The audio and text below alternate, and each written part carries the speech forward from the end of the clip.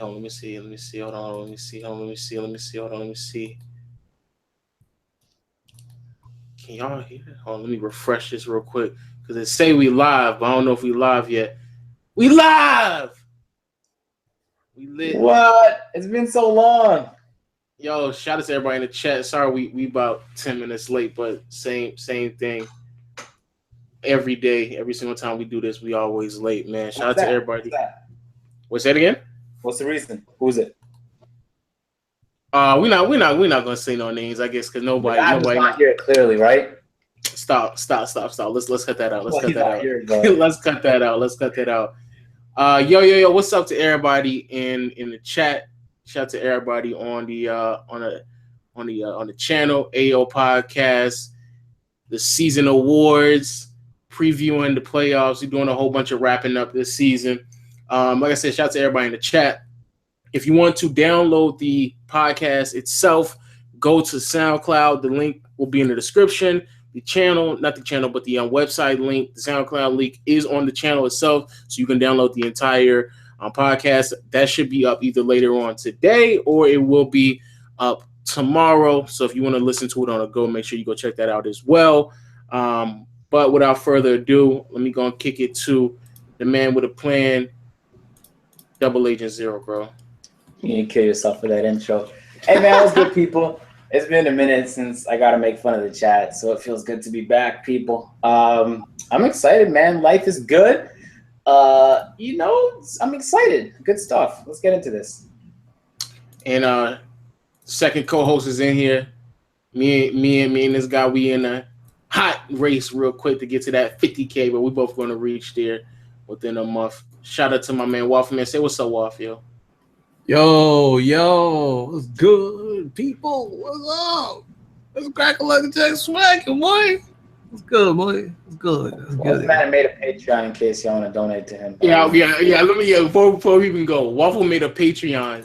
That's some update right there since the last time we done this.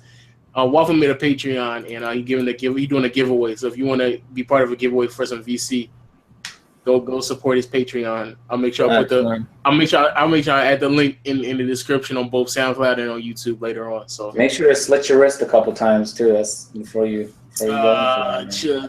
Maybe buy a noose and hang yourself as well. Jump out of building, something like that. Okay, but yo, first of all, you sound like you in a fucking phone booth talking through a tomato can. Me? With a fucking filter on. That's what it sounds like you talking right now. Okay, how's it now? Yeah, that's way better. Oh, okay. I'm sorry. I was using my webcam mic. I'm using my AT2020 now. That's exactly. You sound like you're using a webcam mic. You sound like a webcam model. That's exactly what you sound like. Kill yourself for saying that. Yo, like I said before, shout out to the chat. Let's get right into this, man. Let's get. Matter of fact, we're gonna save the MVP vote because there's a couple things we got to talk about before because a lot of things happened since the last podcast. Plus. I'm gonna let a couple more people come in because we ain't even got 200 views yet. We normally be around 1,000, so we gonna let a couple more people come in. So since the last time we did the podcast, a lot of things has transpired. The first thing, and I think something that I think a lot of people have been getting on me on Twitter, is the Boston Celtics and how they've been inspiring everybody to be great because apparently that team is the best team in the NBA. They're fighting with the Cleveland Cavaliers back and forth for the number 1 seed in the East. They don't have it as of now, but it is something that they obviously in the running to get. Me and Agent have been fairly hard on them, but they've been doing pretty solid. I don't think it's nothing to really too much gloat about if I'm a Boston Celtics fan because they only won 2 more games since last year and they got 3 more games left. But it is something to know. What do y'all think about the Eastern Conference and the race to the first seed? Because the Raptors, since they got Kyle Lowry and DeMar DeRozan healthy, they're in that conversation as well. They're not gonna get first though. The Raptors. The Raptors have 49 wins. The Celtics have 50 wins, and the Cavs have 51 wins. Everybody's like a game. Yeah. Everybody's a game and a half behind each other. Here's what I'm gonna be mad about because like a week ago, Raptors were on pace to still face the Cavs in the Eastern Conference Finals if Boston got first, and that might not be the case anymore. But shouts to Boston, man. They have an abysmal record against good teams in the NBA. They just lose to good teams all the time. And we'll see, man. But they got the great Al Horford on that team, of course, being carried by none other than the GOAT, Isaiah Thomas. But I'm telling y'all, man, the Raptors were able to stay up there without Kyle Lowry. And this is the first time, if you guys seen yesterday's game, that Kyle Lowry and DeRozan and Serge Ibaka and PJ Tucker were finally playing together. And if you haven't taken a look at this new look Raptor team, you should be a little bit worried, because even though DeRozan was shooting, 22%, they still won the game. And I was like, yo, imagine if DeRozan, because he doesn't have off games often. That's the team I think people should be worried about the most. The next one is the Heat, who have been struggling the last 10 games. I think they're 5-5 in their last 10. But if they do squeeze into the playoffs, whoever is facing the Heat, that's going to be a tough matchup right there. Is it?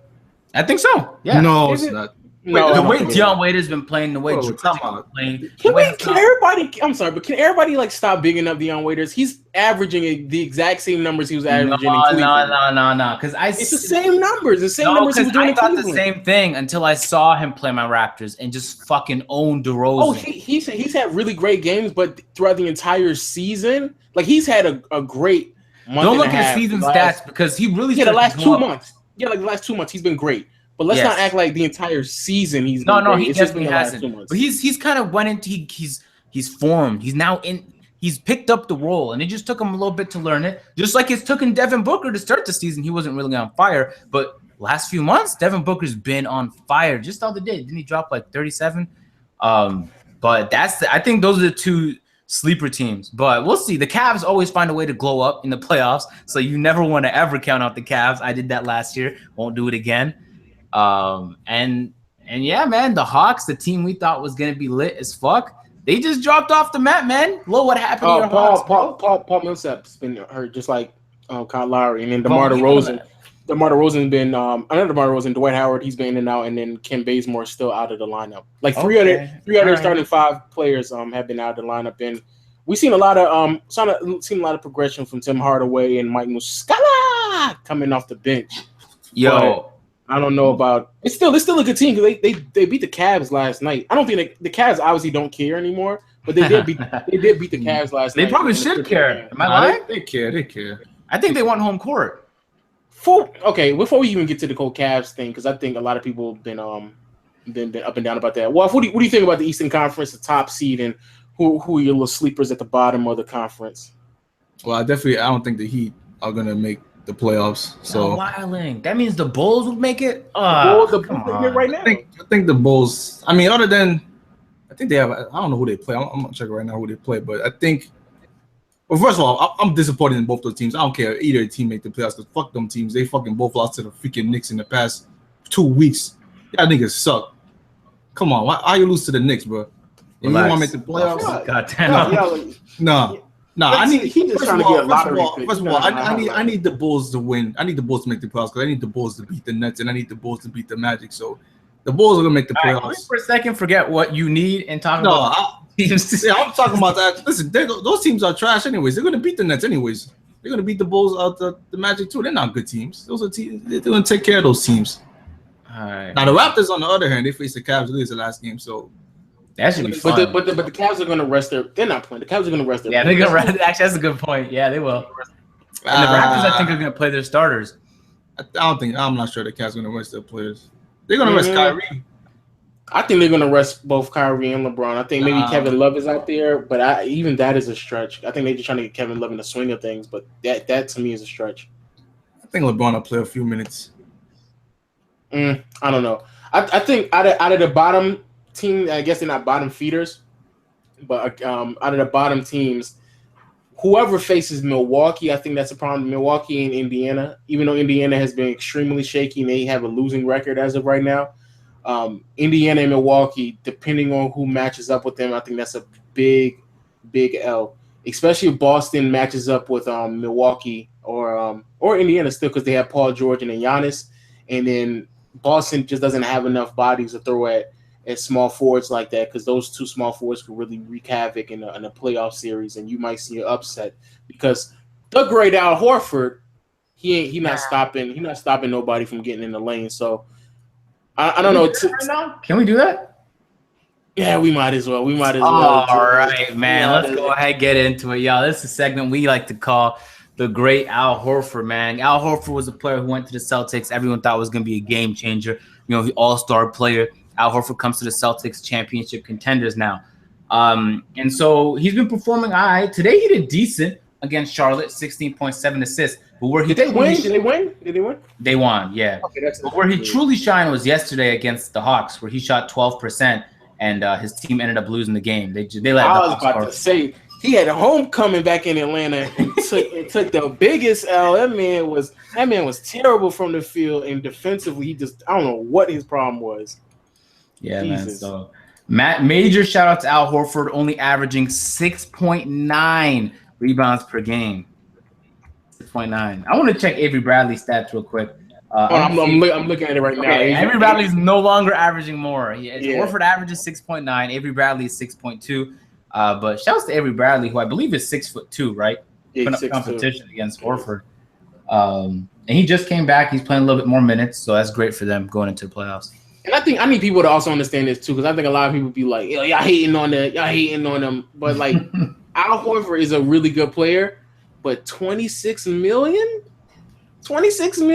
Yeah, I forgot that's how much he was getting paid. 26 million, and at the end of his contract, he's going to be like 33 years old, and he has a hard time grabbing 7 rebounds now.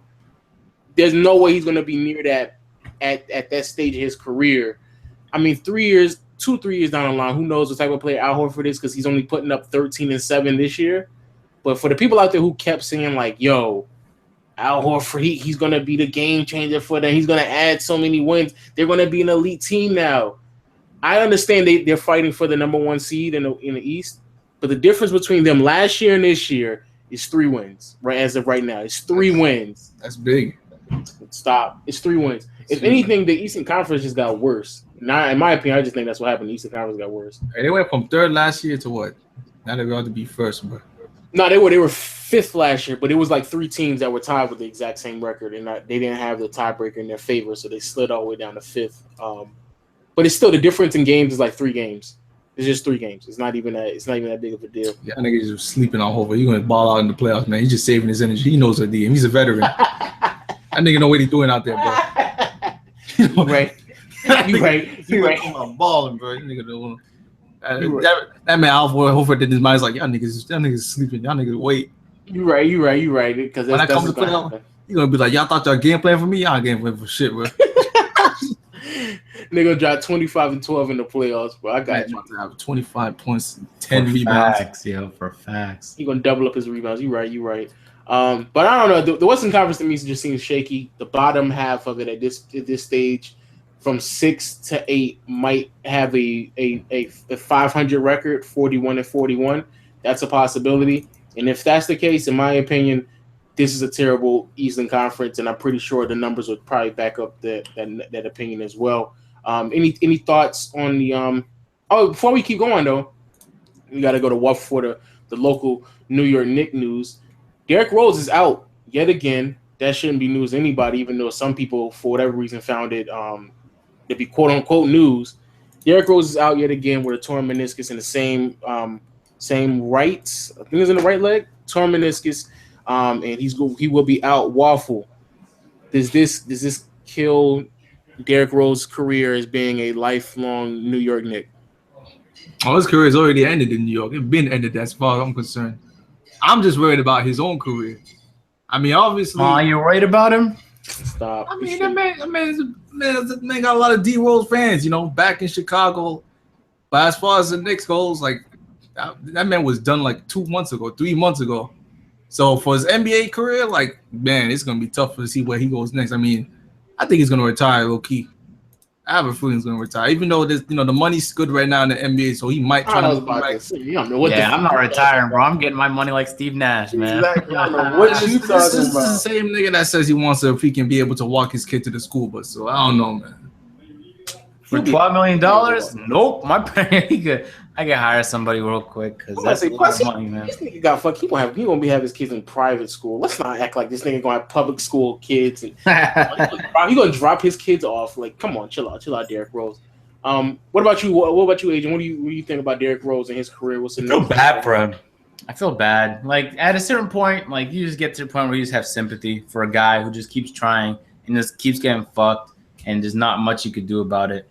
And you know, some of it I don't know because I'm not his trainer. I don't know if it just started randomly. Maybe it was just unfortunate, but you know, you always hear stories about people who are like they didn't take care of their body, and then things just start to pick up, and now they're not as they used to be. Whatever. So just stretch before you guys play ball. That's it. That's what I learned from Derrick Rose situation. Just stretch before you play ball. Because I'm Say a word. I know. And I watched Kick Genius say the same thing. They said, y'all better make sure you stretch, man. I was like, ooh, I got to trust these people, man. You've been through it. I never been through a major injury. I don't know how that shit feels, but I feel bad for him. I don't think his career's over, though. Never. Come on. He's making too much money. He's still decent, too. Like, it's not like he played like he was an MVP, but he didn't play like trash last year. That's a contract on a team somewhere. It might be a backup contract. I don't know. That's what I was just about to say. Yeah, just be a backup. I don't understand why people are so quick to say his career's over. Yeah, I would say I would try to be a backup first, and if that kind of doesn't pan out, then yeah, you can probably call it a career. But depends how much you care about legacy. If he wants his legacy that bad, he can miss out on maybe $20 million, $30 million and playing backup roles in the NBA are paying phenomenal. Like, think about it. You know how much fucking money that is? That's an insane amount of money. Like, I don't know why, like, if he's not starting for a team, his career is over. No, he could sit on the bench for the Golden State Warriors. You know, they're always looking for people to stack up that team, or the Spurs. There's a lot of players that could use a good backup point guard like Derrick Rose. True. Like that's what majority of, like, through NBA history, when you have a player like Bill Walton is another example of a player who just consistently had injury problems and had a hard time staying on the court. They saved their legacy by being on the bench of a contending team and just helped them win some championships by having some bench productivity. And really, that is what Derrick Rose is at, where he's at in his career. He just comes in, give you about 24 minutes a game, and give you about 12 points a game. And when you're talking about coming off the bench, defensively, which is something that I think both me and Waffle has really realized when it comes to Derrick Rose this year, defensively, he's nowhere near where he needs to be. And if you're coming off the bench, you can get away with not being a defensive player because majority of the time, the backup guards that you're going against probably aren't going to kill you consistently. So I just say come off the bench. I really don't think why people. I don't understand why people are like running to a conclusion because he hasn't. Or he can play shooting guard. Like no. Listen, man. He can't play shooting guard. If he can develop a shot. In fact, he didn't even really need He'll never develop a shot. He doesn't even need that. I'm sorry, but if Iverson's allowed to run shooting guard, Derrick Rose should be able to. No. First of all, this man will never develop a shot. I'm sorry, he will never. He'll never develop a shot. You don't think he has a chance to deliver a fucking shot? I've seen him shoot. It's like, wow. We've all seen him shoot, man. But I'm saying there's a lot of players who didn't pick up a shot till later. All right. So if he hasn't done it yet, what makes you need to do now?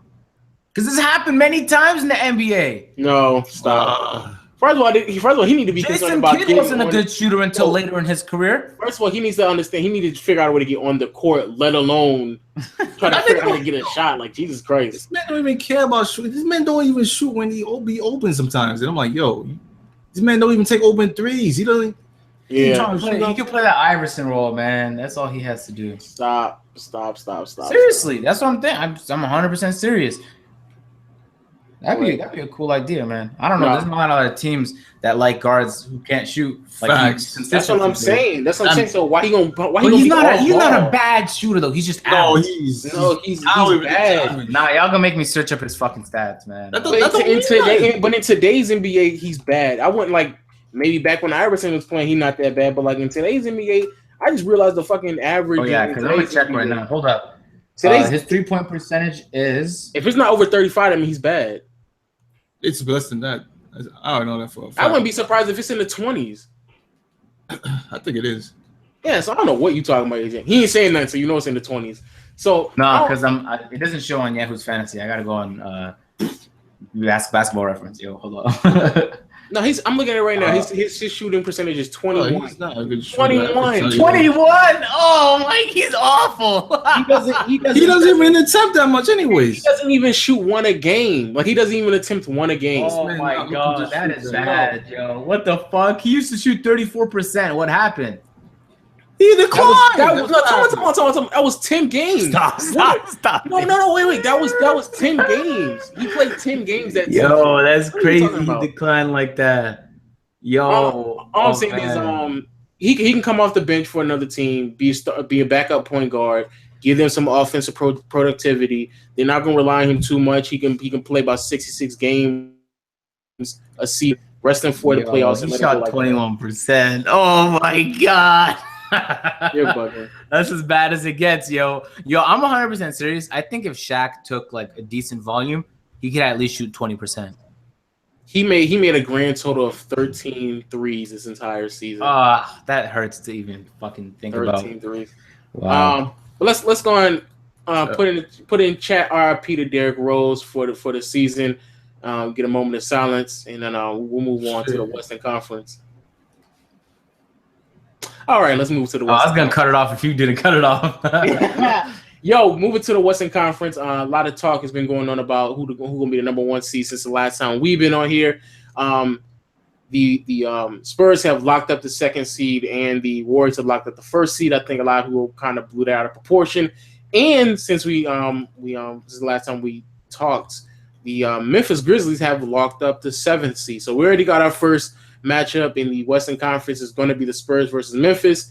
The eighth seed, we're still having a bout between the Portland Trailblazers and the Denver Nuggets, and then everybody else in between. It seems like if I'm not mistaken, everything is probably going to be set in place the way it is. But what do you all's takeaways from the Western Conference this season, and what do you see?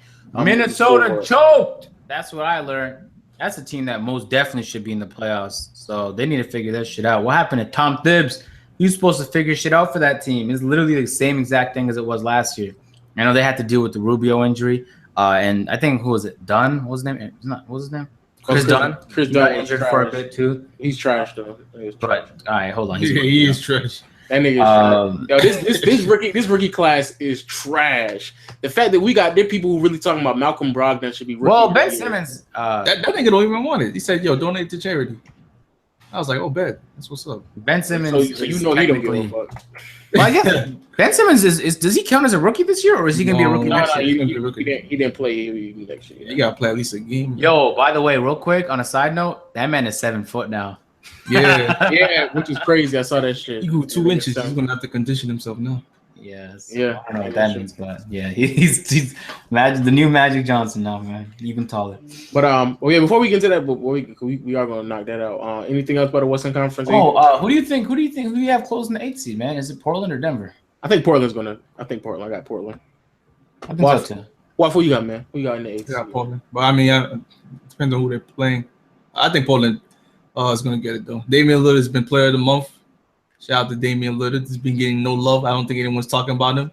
He's the most forgotten NBA player in history. We're gonna talk about that too. Ain't nobody care about that man, That man just struggling over there. At least they give him the Player of the Month though. Facto. But yeah, I think that the 8th seed is gonna be wrapped up by Portland, which means that the Denver Nuggets go another season by taking the L by holding a whole bunch of players that they really and truly don't need to hold, and they just hold on to a whole bunch of pieces that are just pointless at this stage of their careers, and just paying them the amount of money and probably going to overpay Gallinari at the end of the season, which is ridiculous. I hope they don't. I don't think they will. I think they're going to overpay for Gallinari because, if I'm not mistaken, he has an incentive to sign back because he falls within. Because I think he stayed on that team long enough to receive early bird rights, so he should have an incentive to stay financially. But like Agent said, the Minnesota Timberwolves to me have been the biggest disappointment because I had them making the playoffs, and for real. The fact that they're not even going to win 35 games this season. This is going to be another season where they're not going to make the playoffs, and they'll have the second longest. It's either them or Sacramento. They have the second longest stretch without making the playoffs. And the way it is going, they might actually break the record a couple more seasons down the line. I think the one thing that I've learned from this season is that a lot of people, I think they underrate winning, just winning in general, because Karl-Anthony Towns is having another phenomenal season. He's putting up ridiculous numbers, but it's not translating to wins. So who really cares at this point? So that's unfortunate. Hey, y'all want to hear something funny? What's that?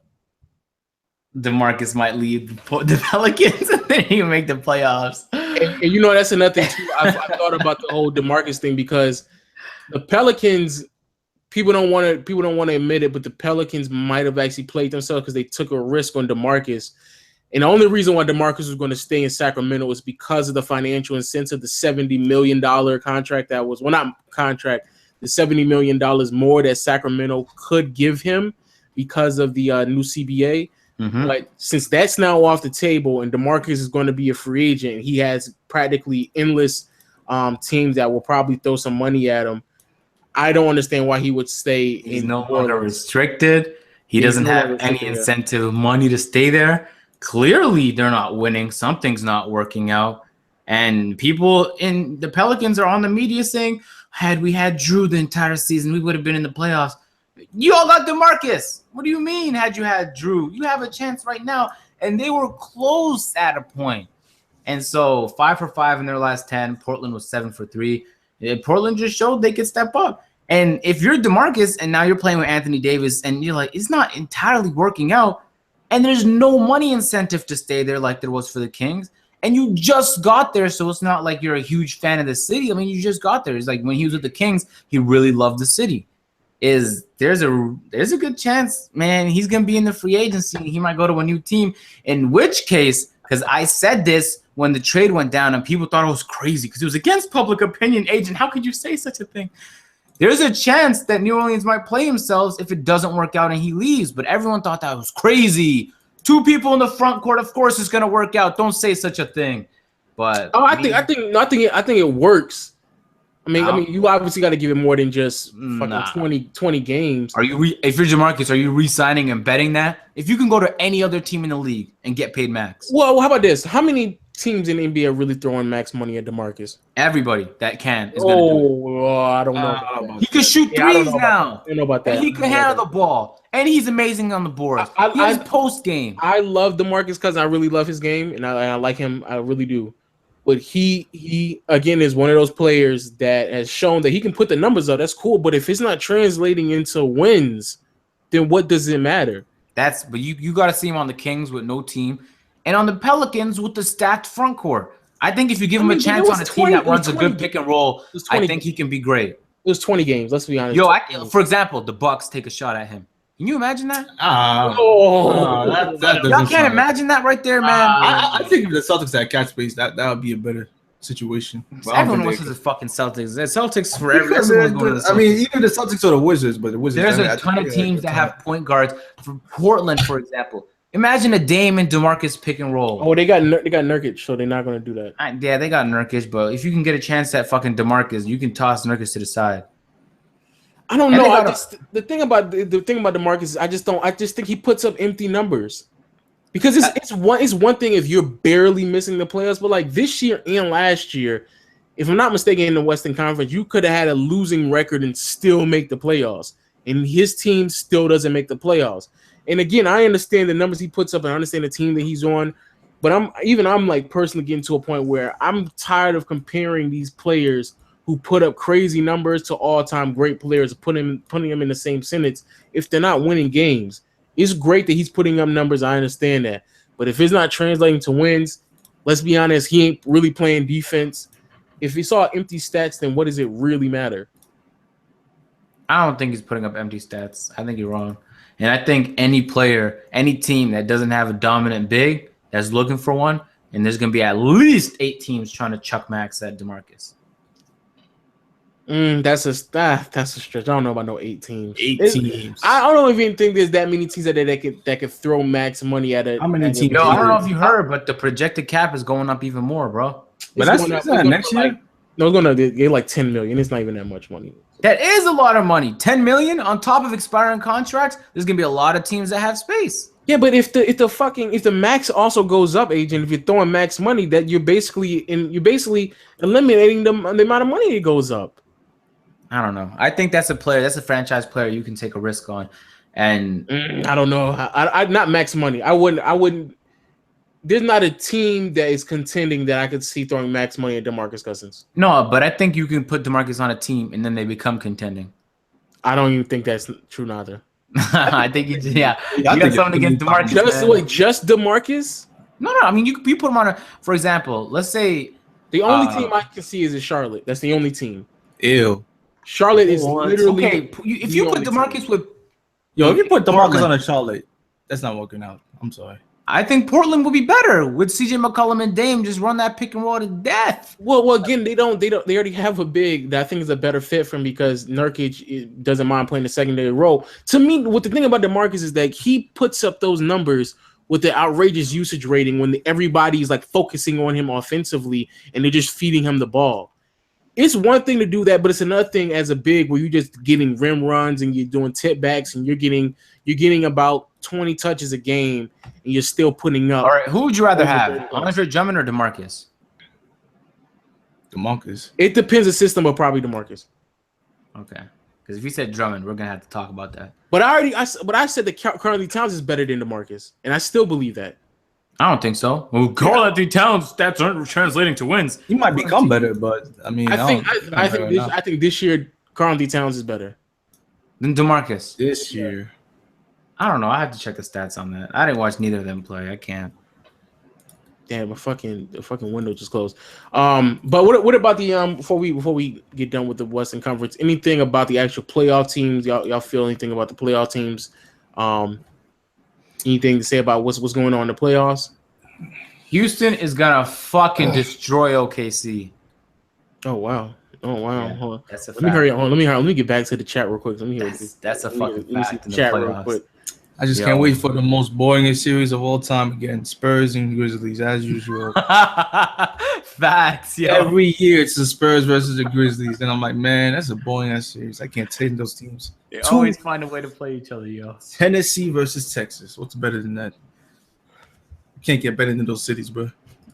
Yeah, you can. You can get way better than them cities.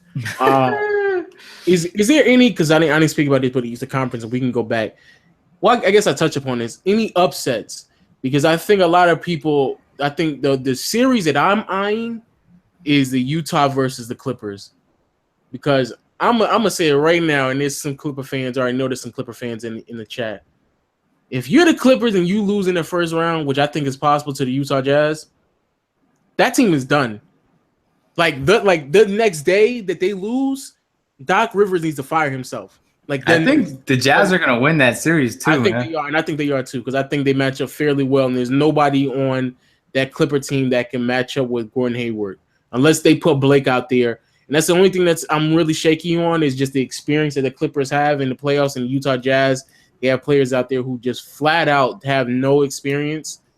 But if you're the Clippers and you lose in the first round, you need Doc Rivers needs to fire himself. Chris Paul needs to leave, and Blake Griffin needs to leave as well.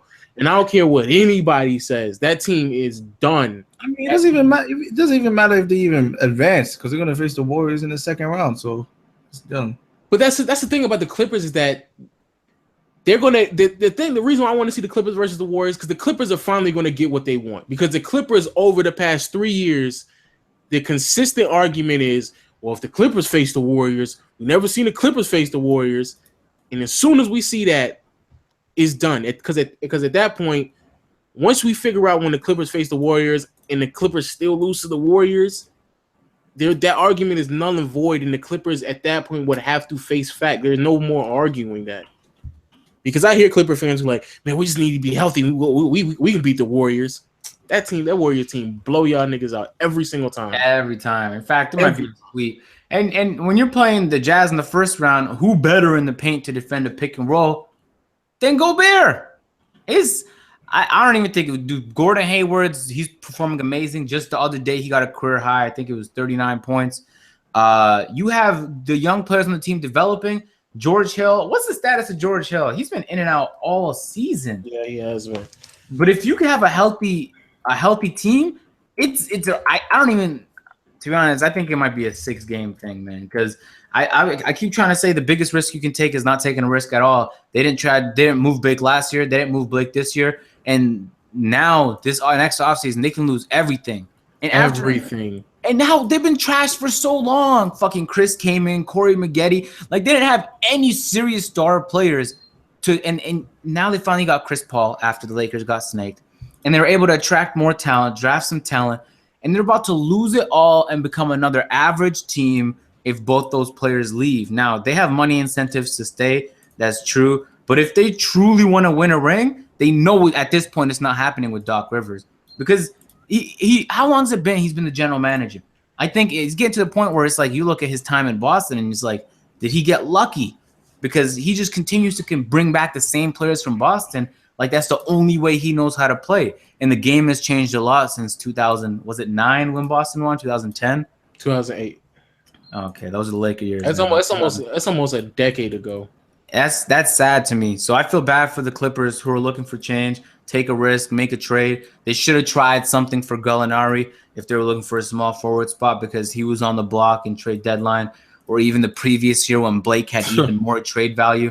They just sat there, and there's a chance they lose in the first round. They're most definitely, if they make it, going to lose in the second round. And then I just feel bad for the Clipper fans who've been waiting for this team to be nice for so long. And there's a chance that it might be going back to being trash, man. There's a good chance. Yo, what do you think about the Clips, man? What do you think about the Clippers, yo? They should have made a trade. That's the main problem. They sign all these people. They have all this depth, but they're not afraid to just take an L one season and just get the players they need in that starting lineup, get that small forward spot fixed. Because honestly, if you don't got a small forward in this league, to be honest, you got a problem. That's a fact. If you don't got a shooting guard that's at least like 6'6" or 6'7" that can at least match up with small forwards, they're gonna go against Kevin Durant, Kawhi Leonard. Then you gotta face if they even make it to the finals. LeBron James, you got DeRozan, the Raptors. Like if you don't got a small forward, it's a problem. They should have at least tried to get maybe Wilson, Chandler, Gallinari, but they should have just. If the Knicks were trying to give up Carmelo for nothing, and they told the Clippers we don't want Blake, DeAndre, or Chris Paul, they should have just took that shit, just give him Austin Rivers, throw all that cash, whatever Mojo, Jojo you got to do, and get that man on that team, because that's probably the last chance. And then since they already, Carmelo is already friends with Chris Paul would be like, all right, bet we already got the team right here, right? I mean, we could just let Blake go in the offseason, see if we could bring someone else on the team, but nope. Doc Rivers won the organization. Well, y'all niggas will go die. The thing that really, and this is my thoughts on it. Before I let the chat answer the question of who they think going to win between Utah and the Clippers, the thing about the Clippers and really is Blake Griffin. I think Blake Griffin is just stuck in a transition in the NBA where his position is almost pointless. Like, what is Blake Griffin and what is his appeal to any team in the Western Conference? I was thinking the same thing because he can't shoot a 3-ball. He can't shoot.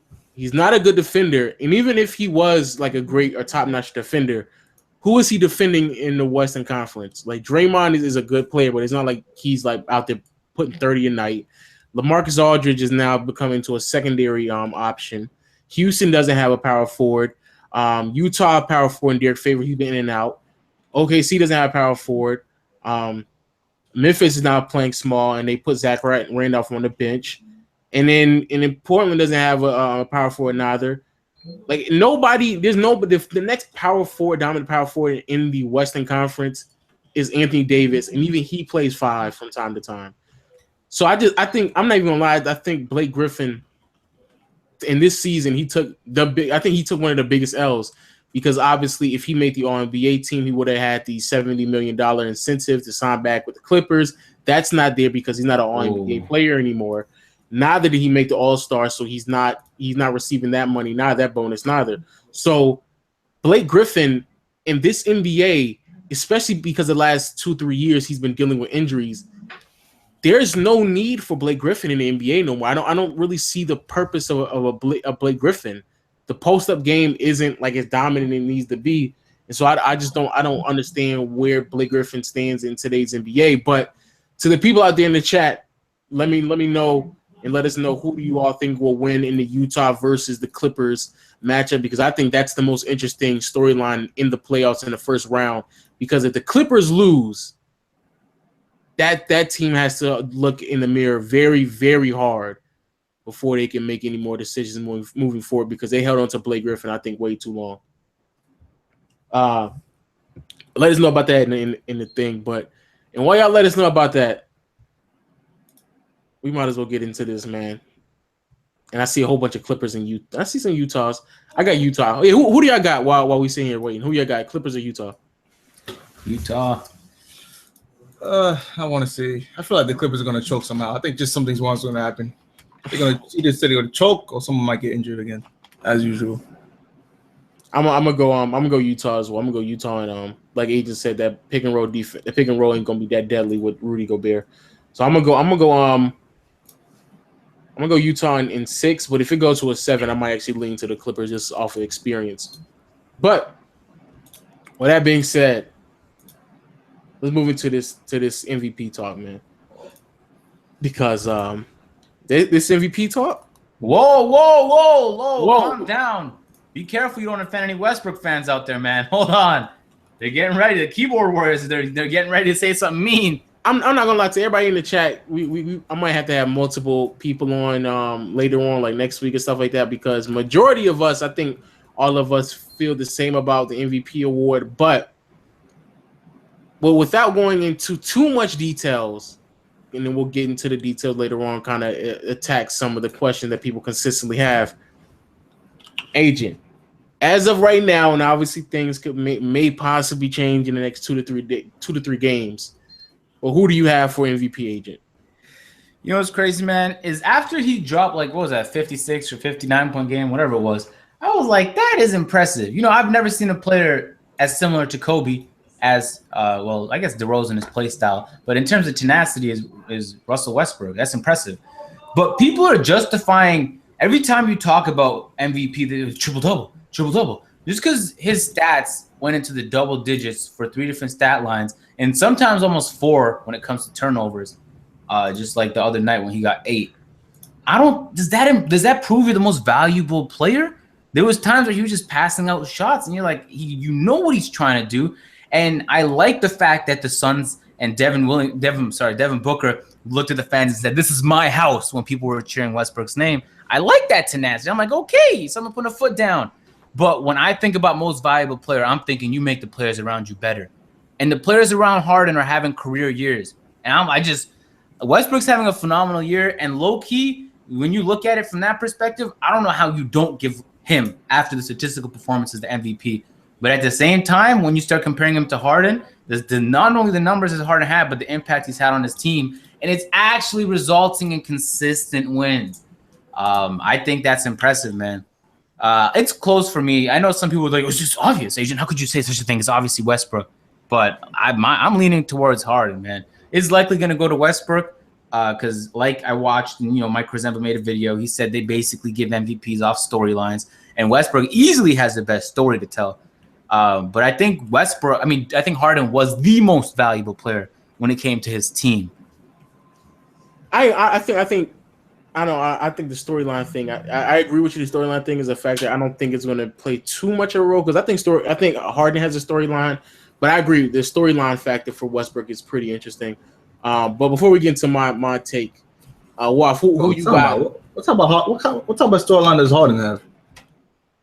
Harden over the past, I think, year and a half, I think Harden has made a complete a really 180. Because like remember last year they barely made the playoffs and they got kicked out of the first round and they turned around from being an 8th seed all the way to the 3rd seed they used to play on the same team with Westbrook. It was the guy who used to play on the bench, had his own team. A lot of people doubted him, and then he made the team his own. He had a year where he struggled, but he came back and literally carried on some Peyton Manning type shit. On some Tom Brady, Aaron Rodgers type shit, on some Brett Favre type shit. And now his team is performing phenomenal, and you take him out of the situation, and that team does not flow. And so he's the centerpiece, and he makes the teammates around him better. It's a good story. It's not as good as the guy that you were best friends with. Yeah, it's not as good as Westbrook's, but it's a good story. Yeah, no, it's not as good as Westbrook, but there's other things that Harden has in his favor that favors him in the MVP voting. But what do you think, Waf? What do you think about who's going to win? I mean, if you take Harden off that team, I don't think they'll perform. They're going to perform worse, obviously, but I don't think they're going to perform as bad as OKC is going to perform without Westbrook. I mean, if you just think about it, first of all, Mike D'Antoni helps his players inflate their numbers. It's just fact. It's a fact, man. Look at the past. Look at Steve Nash. Look at Amari Stoudemire. You can't say nothing about that. I don't want to hear anything about Mike D'Antoni. Mike D'Antoni's system will inflate your numbers. Look at Ryan They're not Anderson. running the same offense though. Listen, I don't care what their money. This man not playing defense. He's still not playing defense anyway, so I don't care what they win. But you could see it's an up-tempo offense. You see they got the shooters around James Harden, and the cast around James Harden, I think, is also better than Russell Westbrook. He definitely has better shooter compared to people like Andre Roberson on OKC, and sometimes even Oladipo who can't hit a damn bucket.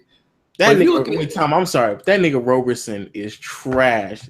So trash, that yo. That man Roberson is Trinidadian trash. He missed wide open shots. A lockdown with no badges, bro. I had to say that because that man, he'll get the ball and he'll be like, no, you take the shot. I'll be like, yo, you're fucking Roberson. But my bad.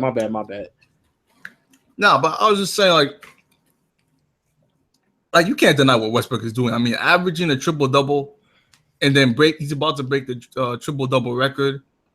Like, with his team that he has, like, obviously we all knew he's going to come in and average a triple-double. But, like, if you look at their numbers, and I understand the Rockets are a better seed, they're the third seed right now. But, like, come on. Ain't nobody expected the Thunder to even be at least at 45. Did anyone expect that? Yes. I'm sorry, no, but everybody thought that Thunder team was going to be either the 6th or 7th seed. Everybody thought that. Yep. Everybody thought that. And no, please don't make me go back to the first podcast and don't let me go through everybody's playoff predictions. But everybody from Fox Network to Colin Cowherd to Skip Bayless to Mike Zimba to me to B Souls to Dom 2K, almost everybody. I went back and I looked at almost everybody's prediction, and everybody had OKC making the playoffs at the 6th or 7th seed. Almost everybody. 6th seed. It ain't. No, I'm talking about either their predictions were either 6th or 7th. Now it was not everybody thinking that the Houston Rockets were going to be making the playoffs, let alone being the 3rd seed. So let's not act like that's a thing. But like I said, I'll let you keep going before I go off. That's fact right there, though. After last season, who the fuck had the Houston Rockets on 3rd? I don't know a lot of people. So we like to. Oh, everybody knew they had better teammates. It's who they picked up Ryan Anderson this year, and they got Eric Gordon on the team, and those are two players who last season weren't even performing that well, and we're also dealing with injuries. We didn't know what impact. I was about to say, that's what I'm saying. Like, Eric Gordon was injured for the past 4 seasons, and Ryan Anderson's been out of the lineup for the past 3 seasons himself. So when they picked up them players, it wasn't like everybody was like, "Oh well, they got shooters around Harden." Nobody wasn't saying that. No, there was not that many people saying that's what it was going to be. But people the second the team started to do well, of course, of course, everything makes sense. Well, what are you saying? Of course they're going to win 50 to 55 games. Of course. That's it. I don't want to hear nobody say that Harden has a better team as the primary excuse for why Westbrook's the MVP. If that's the reason, then we should start looking at the Devin Bookers. He's basically carrying a team full of brown shirts. And we should start looking at the DeMarcus Cousins when he was with the Kings. And we should start looking at all the other they just get stats, empty stats, but they're not winning. Why aren't we looking at players like Cat? Why isn't he never in the conversation? It's because their team's losing. Harden's team is winning. And I don't care what. I know it's about 7 games. I don't care. There's some people, if you take Harden out the lineup, they don't lose as many games as if you take Westbrook out the lineup. Do y'all forget Oladipo was pretty decent and coming? I want Waffle to finish because that stuff. When people say that, it kills me. Well, it sounds like Waffle's about to lean towards. It's because Westbrook's usage rate is out of control. Of course, there aren't other players scoring as much as Westbrook. You take him out, they lose. Because the team doesn't play without Westbrook. He's the guy. He's there every game, taking all the possessions, either holding on to the ball or pulling up for the shot. If you give that team an offseason and training camp together and you say, go make the playoffs, they'll make the playoffs. You don't think they could at least get above 500? Steven Adams, Oladipo. I'm sure Robertson's trash. Actually, I don't. I think they could squeeze in the playoffs without Westbrook. I actually do. Without Westbrook? Whoa. I wouldn't say that. Compared to the other Western Conference teams, I don't think you understand how hard the Western Conference. I wouldn't say they'll make over the Trailblazers too? No, not over.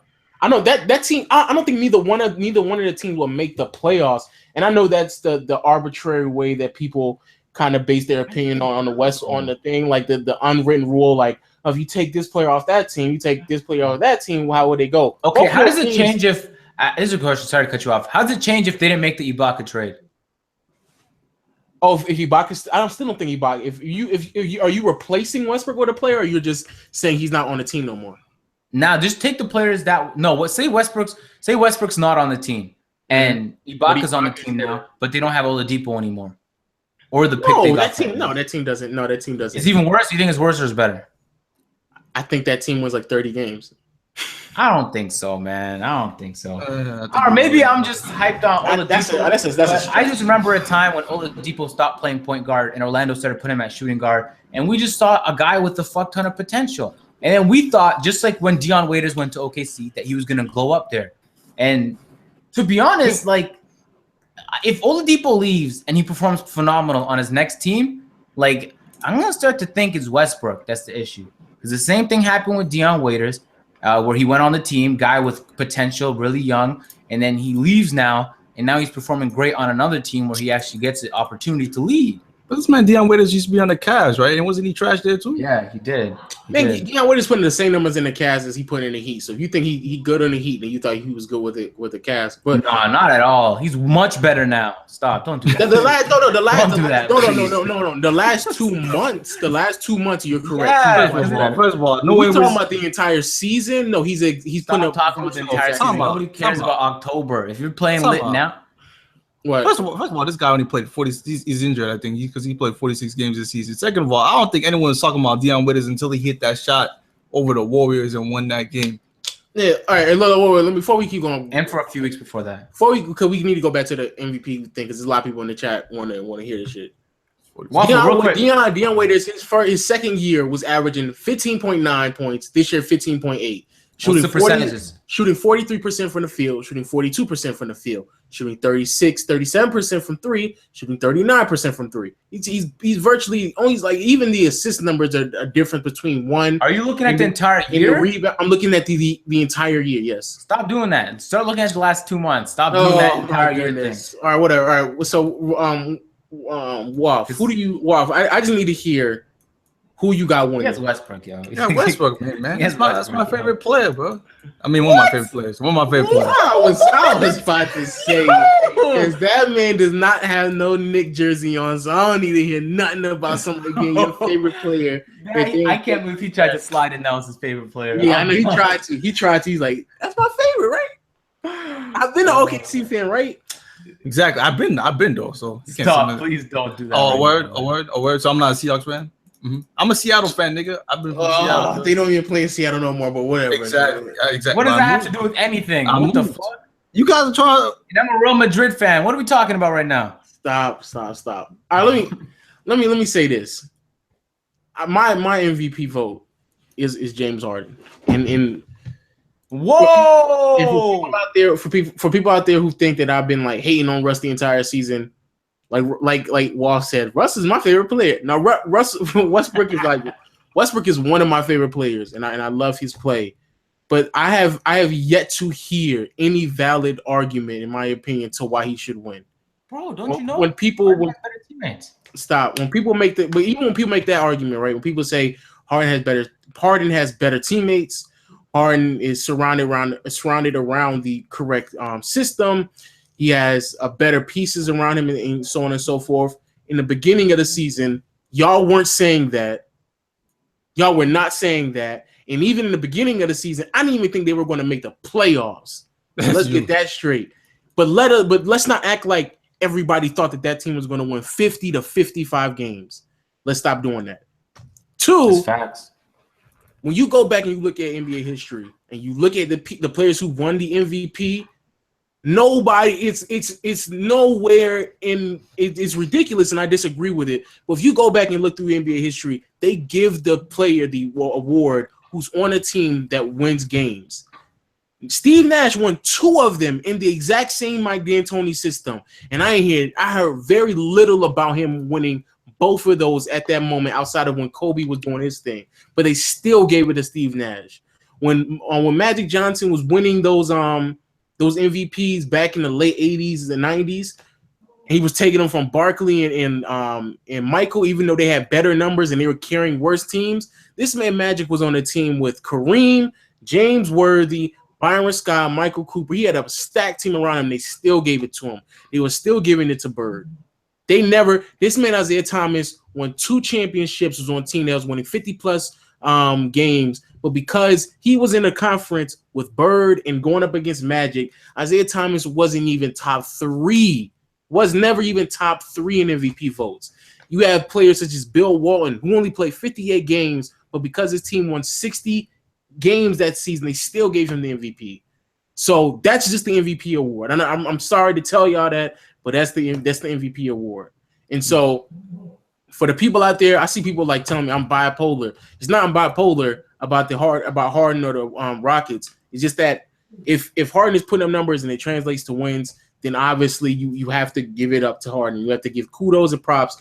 And if the award that goes to him happens to be the MVP, then that's what it's going to be. But this argument that Russell Westbrook is averaging a triple-double and that is the sole reason why he should get it, the people who say that they are not watching the games. If you don't watch the games, then I don't need to hear your opinion. Because Russell Westbrook, there are 2 rebounds that he gets every single game that do not affect the game at all.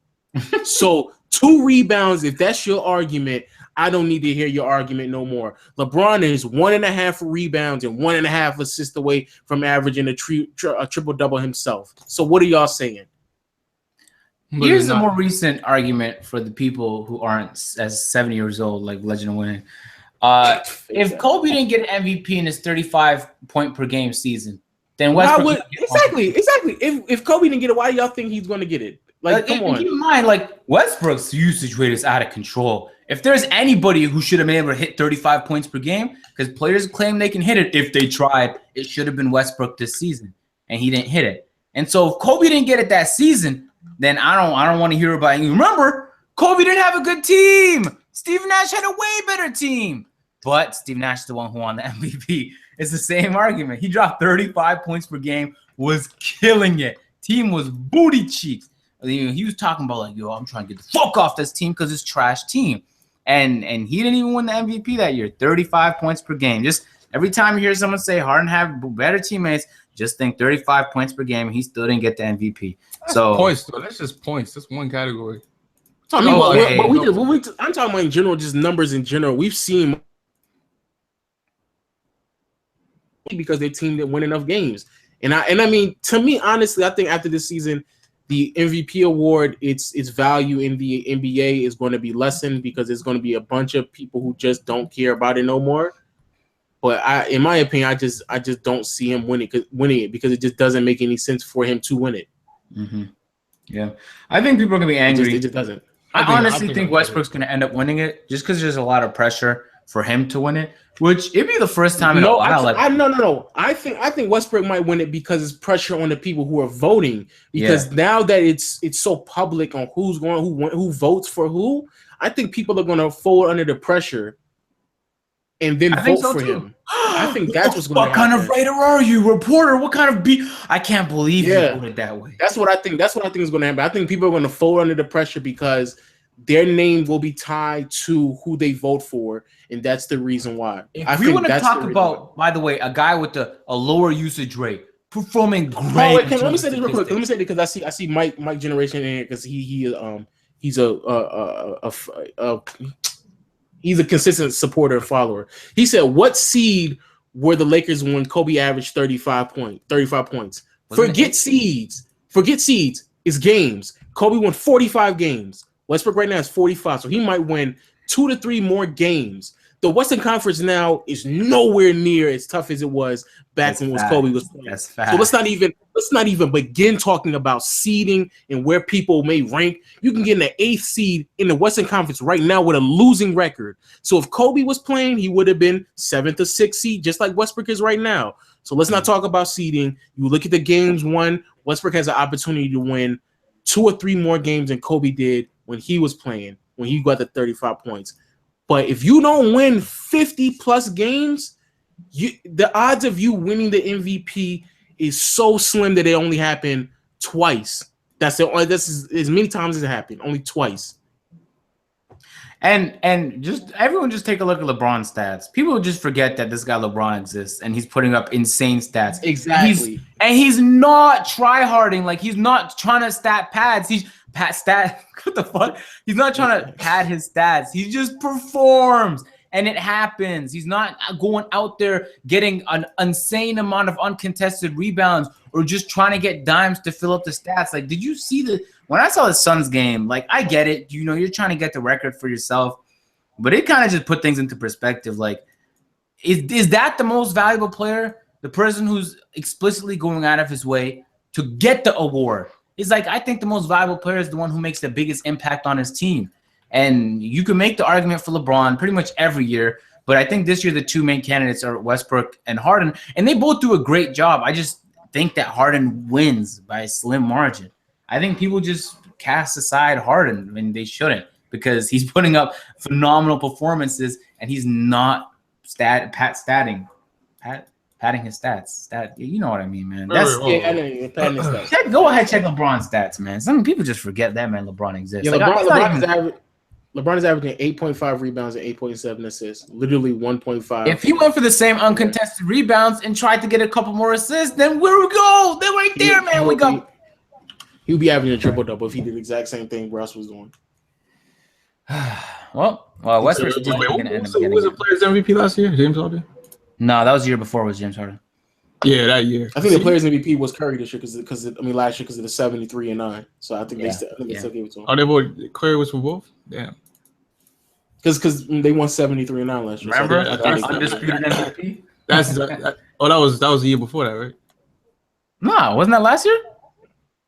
Last year was 73-9, so Curry was the Players MVP. The year before that was because the year before that is when MVP, right? Oh my goodness! Because the year before that is when Dwight only played 41 games and Harden still took that team to make the team like the sixth or fifth seed, and so they tried to everybody was like, no, he should get it. But wait, that was 2 years ago. That was 2 years ago when Harden won the Players MVP. Said LeBron is averaging 55%. Oh my god! LeBron is shooting nearly 55% from the field and 36% from behind the arc. Let's cut this out. If LeBron took as many attempts, oh my god, yo, let's cut that out. So I don't.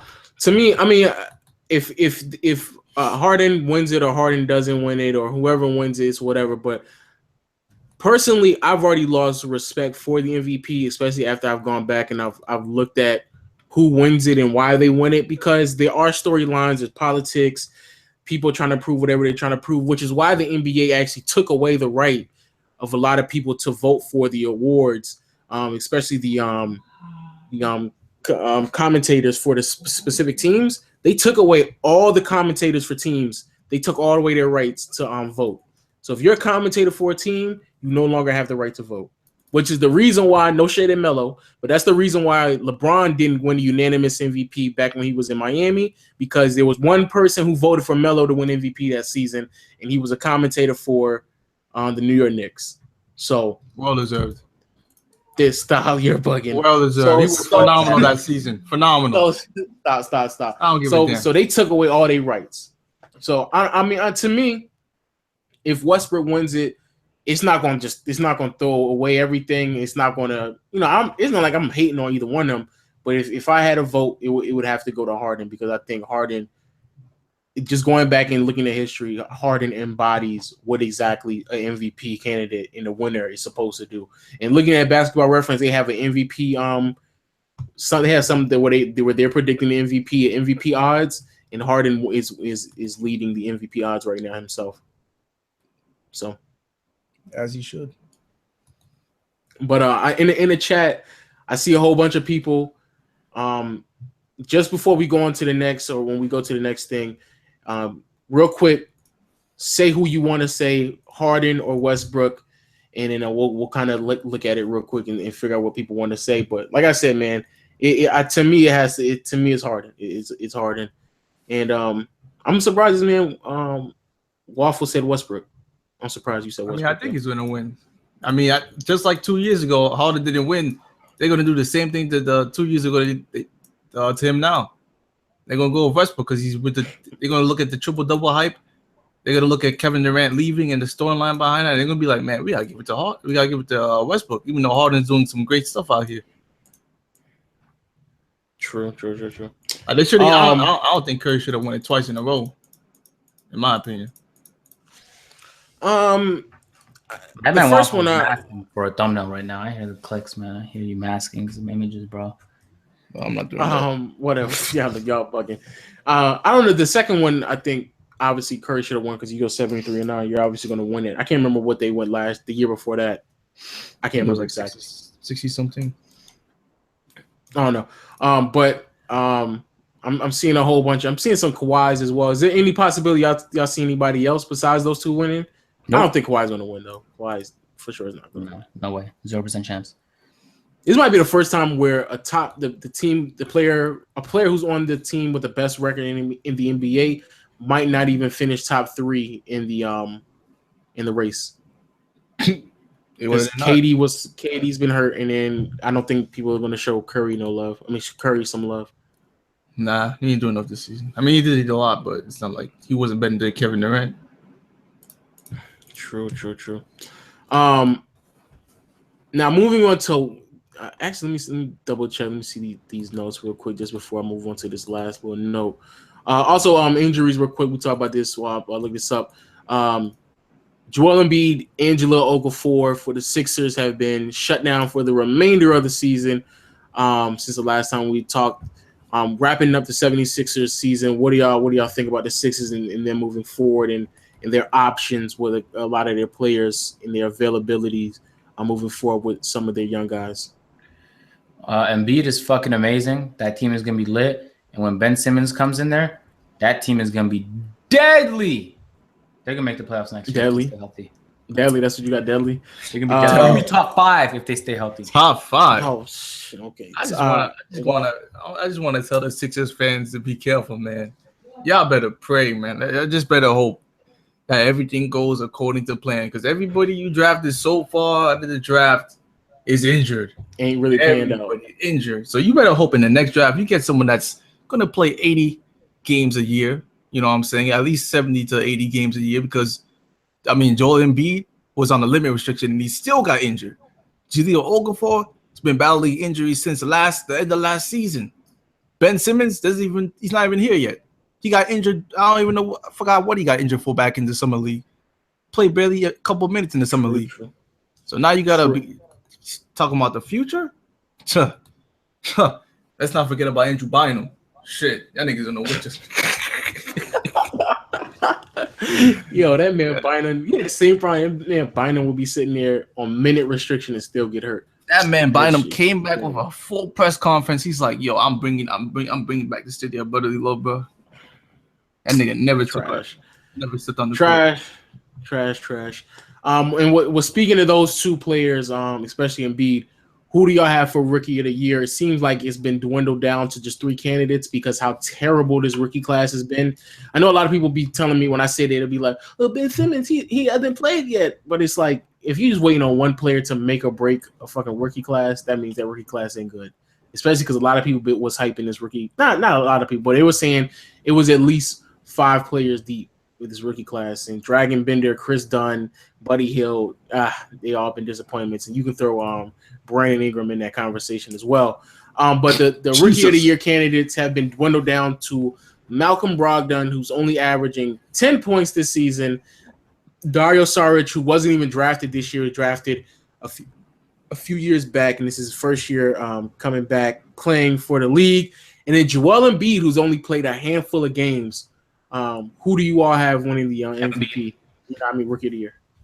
Embiid? 100%. You're bugging. I don't care how much games he played. The games he did play, phenomenally efficient from the floor. Like his stats relative to, if you check his per 40, per 36 stats, I don't know how much you like that. There's a reason why he only playing 30 or I'm just saying there's no other competition.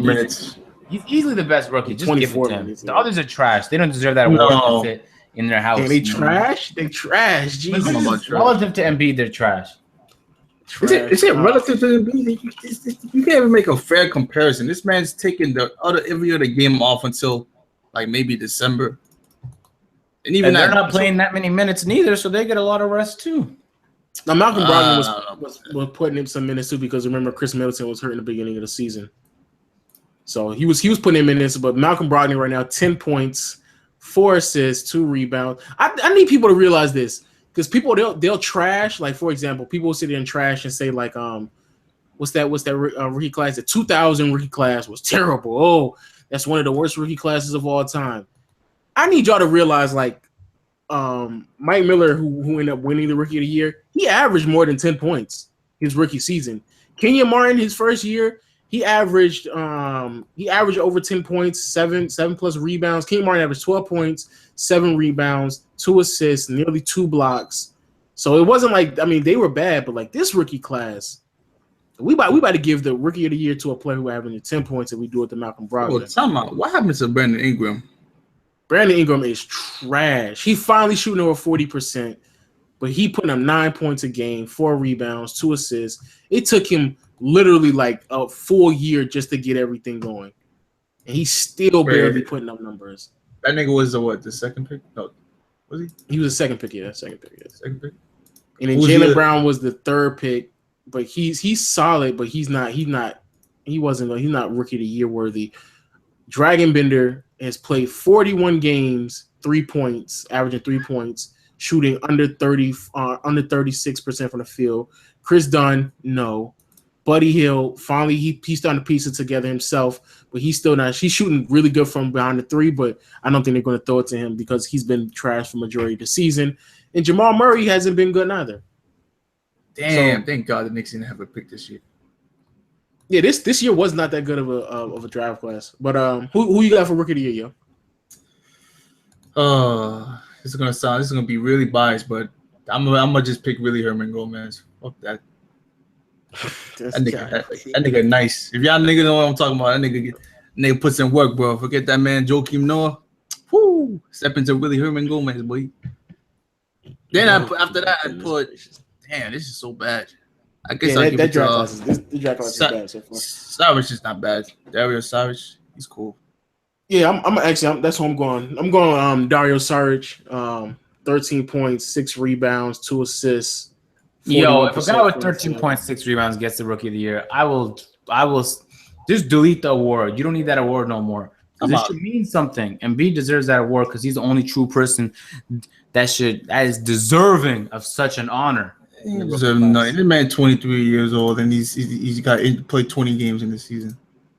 Yo, to the people out there who tell me I don't watch the Laker games because Brandon Ingram isn't trash. Brandon Ingram may not be trash these last like two weeks to the last month of the NBA season, but from the beginning of the season all the way up to like a month after the All-Star break, no, he was trash. He wasn't confident. Luke Walton was really trying to figure out what he could do with him. He was really making him more flexible, have him handle the ball. But he wasn't scoring, and that was his main component. Wasn't scoring, wasn't efficient, wasn't the greatest passer. He was extremely hesitant. He wasn't confident whatsoever. Over the past month, he's really pieced it together. But even him piecing it together, even if I go and look at Brandon Ingram the last month of basketball, it's still not worthy of Rookie of the Year. And when you're trying to win Rookie of the Year, it's not like we're asking you to go out there and put up 25 points a night. We're asking them to put up 15 plus points, and there's nobody who's close to 15 plus points. And Brandon Ingram, even over the last month, can barely do that. So yeah, he's trash. I mean, he's only 19. There's people out there comparing that man to Kevin Durant. That man, he's not Kevin Durant. He's 19 years old. Just because he's black and he's lanky, he's Kevin Durant all of a sudden. He can get nice. He can get nice. Put some weight on this. I'm not saying he can't get nice. Don't get me wrong. All these players can get nice. But come on, yo. Even the last 15 games, 13 games, Brandon Ingram's been playing much better. But it's still not – he's still averaging 15 points. He's shooting 52%. He shooting 52% from the field. He's shooting under 30. He's shooting 25% from 3. Y'all kill me. No, stop. He's trash. What time about this man is shooting the same percentage. So he caught up to D'Angelo Russell's field goal percentage. Exactly. It's gonna take him almost 2 years just to get to where he needs to be, where he's supposed to be. And people in the beginning of the season was comparing that man to Kevin Durant. Stop. I don't know why people were doing that. No co-MVPs. Co-MVPs, that's a stupid idea. I love Kobe, but that was a dumbass idea. Moving on. Actually, we'll do the rest real quick. Six man of the year. Who y'all got? Is Lou Williams on the team? Team is young. Oh, he's on the Rockets, right? Who? Oh, Lou Williams. Is he on the Rockets? He on the Rockets. Isn't Eric Gordon on the Rockets too? Damn. Yeah, the Rockets got Eric Gordon and Lou Williams. Might have to have Cole 6 Man of the Year awards. Stop. Might have to be a team, boy. Stop. I mean, they gave the whole Player of the Month award to the Hawks starting lineup, right? Shit. I remember that. That was trash. Yeah, I don't know who got, to be honest. I don't watch as much. Aside from my Raptors, unless your team is facing my Raptors, I haven't watched your team play since the All-Star break. So, actually, aside from that one Pelican game to start, and then I turned it off after the first quarter. So I'd say Corey Joe. Lowry was out, and Corey Joe fucking carried on some other shit. So shout out to Corey Joe from the dot. But I don't really have an award winner. But shouts to Corey though, bro. I got Eric Gordon as well. Shout out to James Johnson from Miami. He's been really good. Coming off the bench for that team. So that's shout out to him. Another one of my favorite players about to get an award. Crazy. Oh my goodness. Anyway, defensive player of the year, because I want to wrap it up with the all NBA teams, because I want to present something, and that's coming in my next video. Defensive player of the year, who y'all got? Kawhi Leonard. I go Kawhi too. Agent. Yeah, I go Kawhi. Agent. Yeah, bitch. You can't hear me? Yo. No, you in? Oh, all right, bro, go. Oh yeah, that's a Kawhi. All right. I'm gonna go. I want to say Rudy Gobert so bad. Actually, I will. I'm gonna throw Rudy Gobert a bone. I got Rudy Gobert, defensive player of the year. I got Rudy Gobert, defensive player of the year. Okay. And finally, we're gonna wrap it up after this right here because it's only been about an hour because we started kind of late. All NBA teams. For people out there who don't know, and I'll go into further detail about this in my next video, the All NBA teams this season, the players, if you make it, you have a very special incentive, $70 million if you re-sign to your team, and a lot of people might and might not make it. So when it comes to the All NBA teams, and when it comes to guards, it's consistently going to be 3 guards that are going to make it for the next 5 years, and that's Russell Westbrook, James Harden, and Stephen Curry. So if those 3 players are going to make it, and we know they're going to make it, that then leaves us the next 3 positions because, again, it's only 2 guards, 3 teams, 6 spots. 3 of them are already taken up. So that leaves 3 spots left. The candidates that potentially could make it, and I don't think, obviously, these players are not going to make it, but you got Damian Lillard, Chris Paul, CJ McCollum in the West. But then in the East, Kyrie Irving, Isaiah Thomas, DeMar DeRozan, Kyle Lowry, John Wall, Bradley Beal, and then I feel like I'm missing somebody, but I think that's it. So there's about 8, 9, possibly 10 players that could potentially go for those last 3 spots. Who do y'all think will make the next 3 when it comes to the All NBA guards? Because it's a toss-up in my opinion. You said who? Which players did you say? I have the three that I think is going to make it. Well, I think it's obvious. It's going to be Curry, Harden, and Westbrook. So that leaves 3 spots. Who you got? Who are the next 3? I think John Wall and DeRozan, and Isaiah Thomas. Okay. So no Kyrie. Nope. All right. Whoa, Woff. Can we answer the question? Yo, who you got for the 3, bro? Tell me, you need to repeat what you said. I'm confused. You just said, nigga, it's the All NBA team. There's 6 spots. Yeah, but he said the Eastern. Oh, you talking about 3 guards for both the conferences? Nigga, it's not no conference. I'm just saying. I just went through the conference. Slow. I swear to God, I'm just saying. Well, if you want to go by conferences, I guess fine. In the Western Conference, there's 3 teams. There's 3 guards that are going to be selected every single time.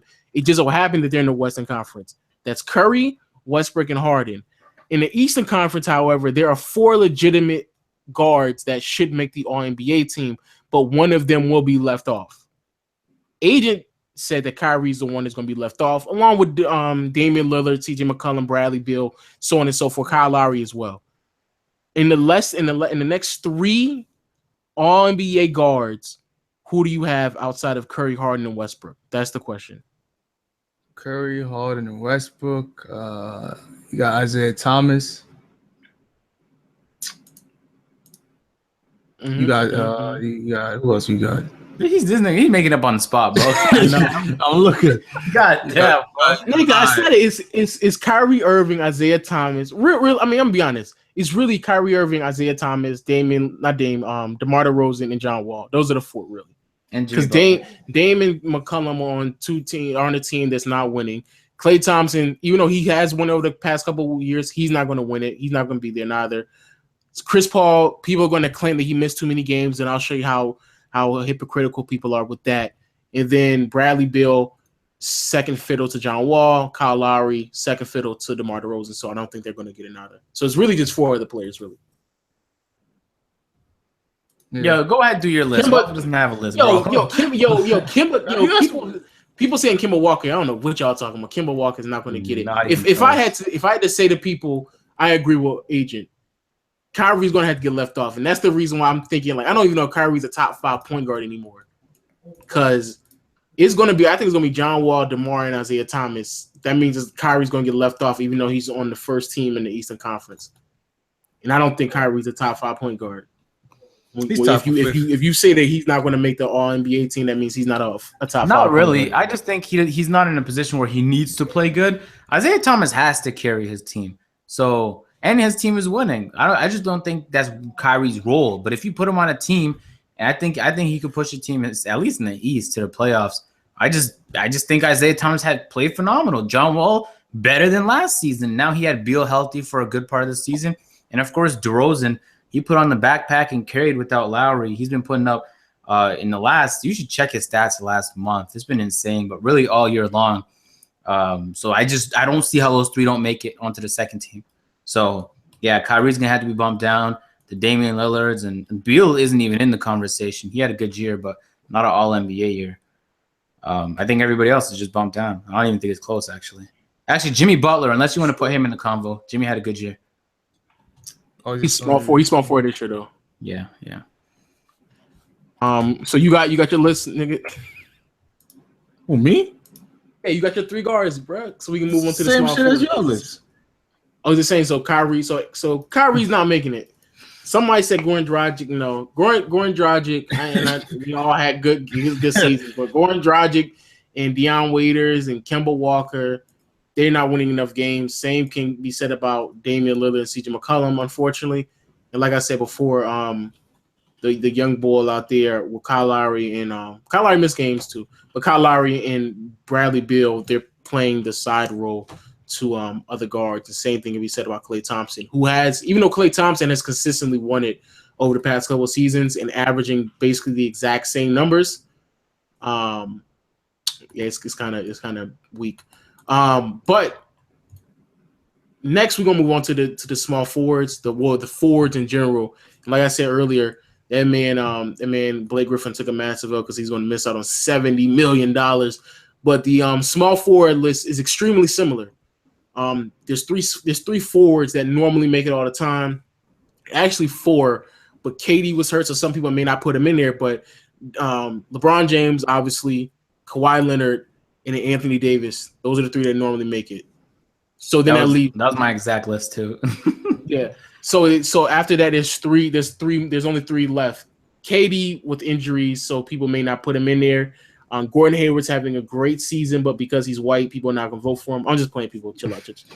I was gonna say, like, what the fuck? Paul George, Jimmy Butler, Giannis. It's a good handful of names this season. So who y'all got leaving off who y'all got gonna make it on the next 3 after LeBron, Kawhi, and AD?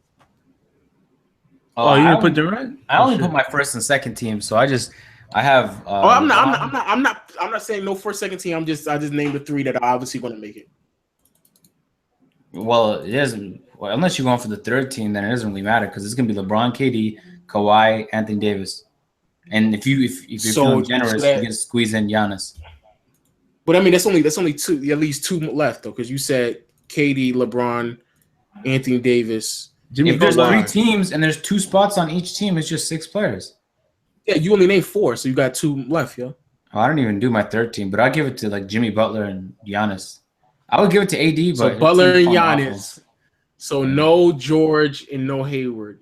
No. Waff, who you got? You can't Waff. You can't throw Melo. Let's just get that out. I ain't no Melo. Fuck. Nigga, calm down. Jesus Christ. I already got my favorite players on there. Oh my goodness. Who you got, Waff? Who your next 3? Butler, Giannis, and Butler. Oh, pause. This nigga said Butler, Giannis, and Butler. Butler, Davis, and Giannis. Davis is already there. You're ridiculous. Oh, I put Cousins. You're ridiculous, yo. You're ridiculous. You can't do this. So Butler, Giannis, and who else, bro? I said Cousins, didn't I? Who? DeMarcus, nigga? You gonna put Paul George or Gordon Hayward, basically? No. I said Cousins. You can't, you're killing me right now. All right, we moving on from this man, Waff, because Waff, you bugging.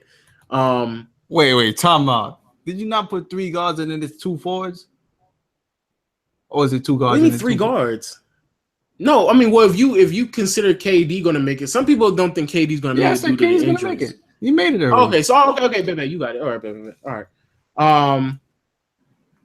Okay, cool. All right, bet. I think KD's going to make it too.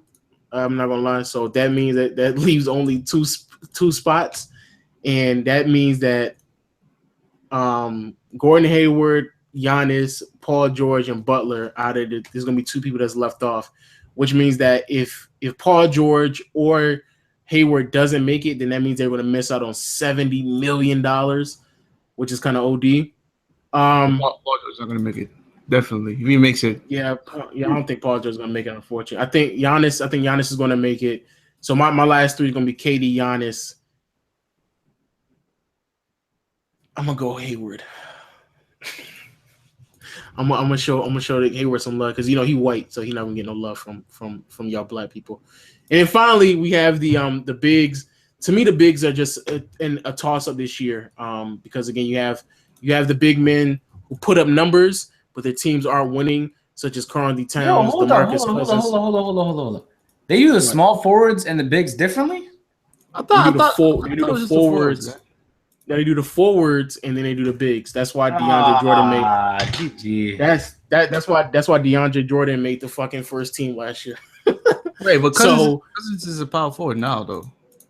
That's what. No, he's not. That's okay. Let me say this too, because there's somebody they bring that up in the chat.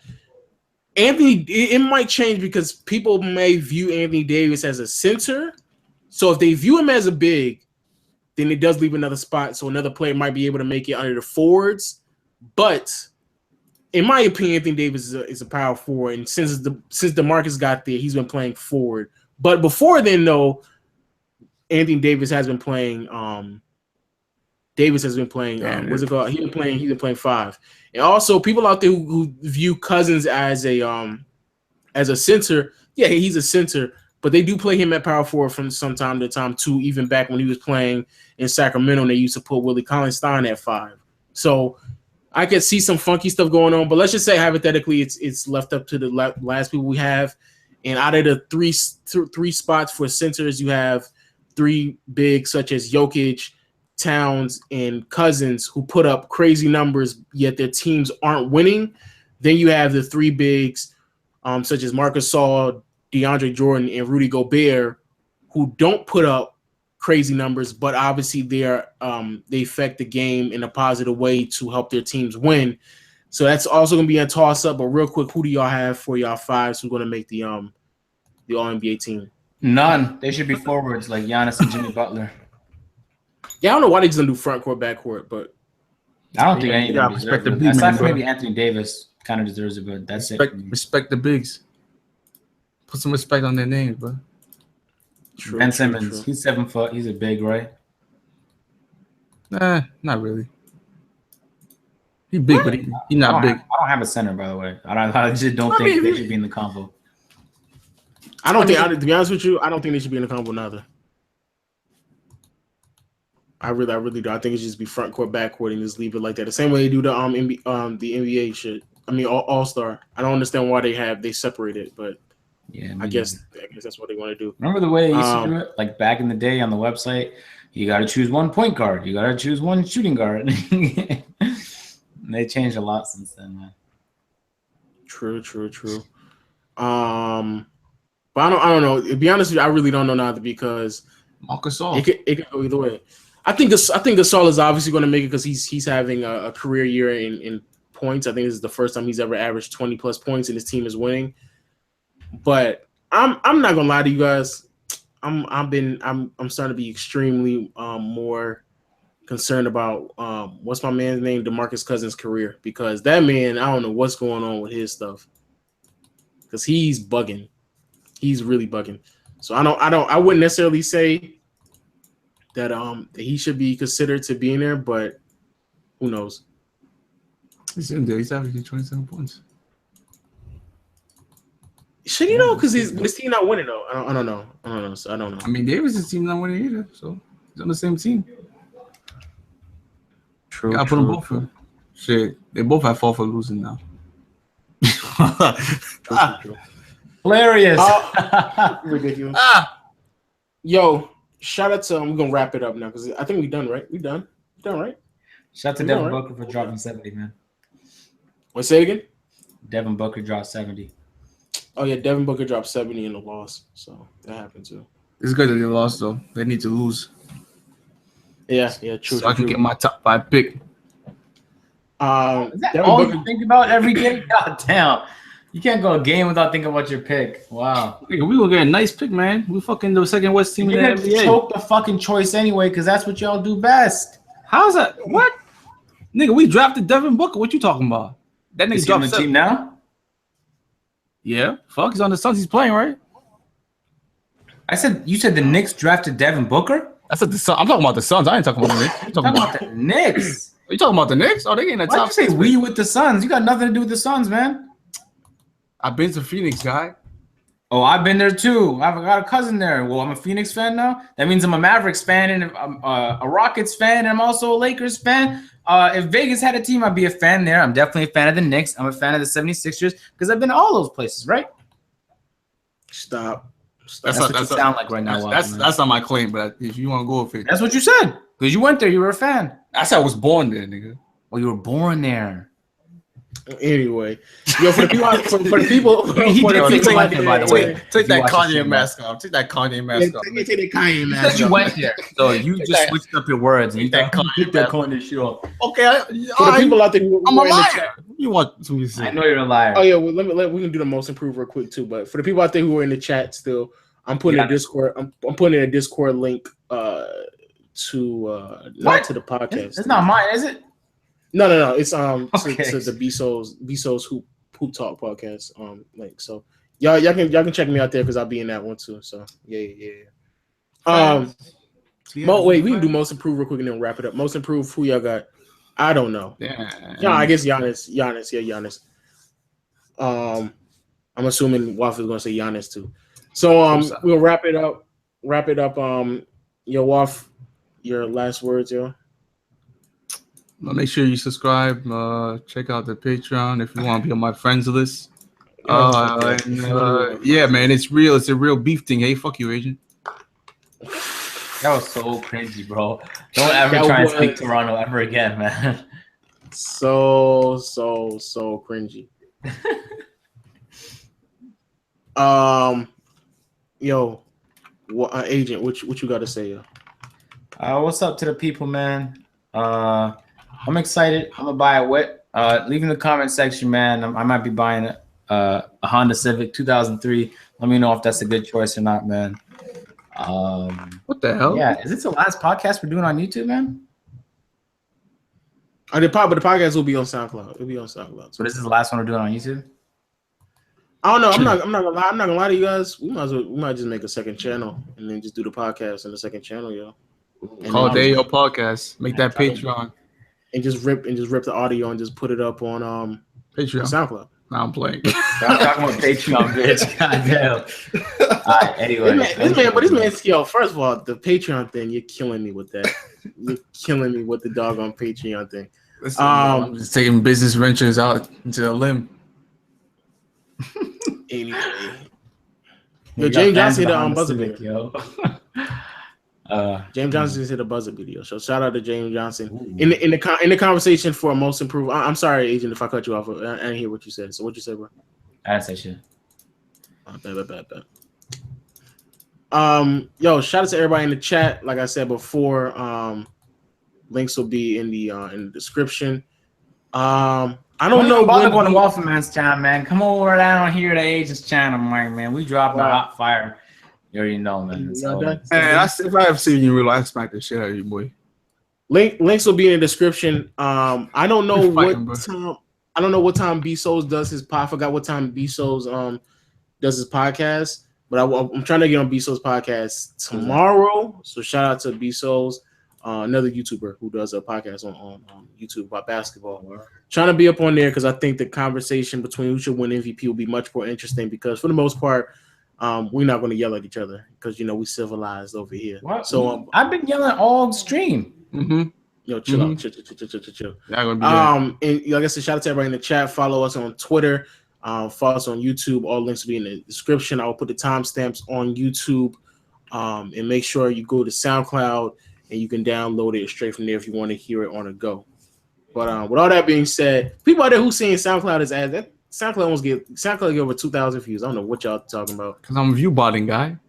Fuck. Because you're view botting. All right. With all that being said, though, I'll see y'all. Yeah, this man threw his Patreon in the link in the chat at the end. Yo, with all that being said, we'll see y'all later. Peace. Deuces, my nigga.